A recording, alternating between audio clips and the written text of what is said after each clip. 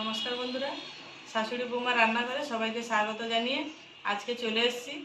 তো আজকে নীলের পুজো, নীল উপোস। তো আমার তো দুটো ছেলে, তাই সন্তান কামনার জন্য আজকে আমি নীলের উপোস করেছি।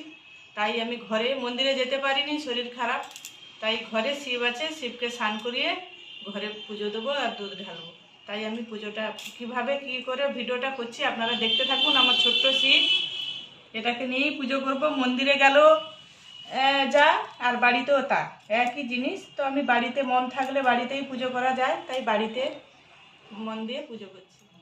বলতে হবে না, ঠাকুরকে এইভাবে স্নান করিয়ে দেবো। আজকে শিব স্নান করছে।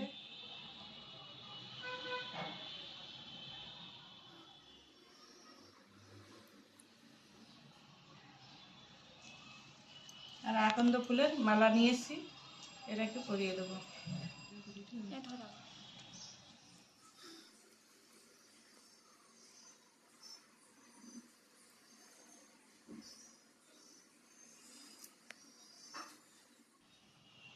তুমি তো দুজনকে দেখে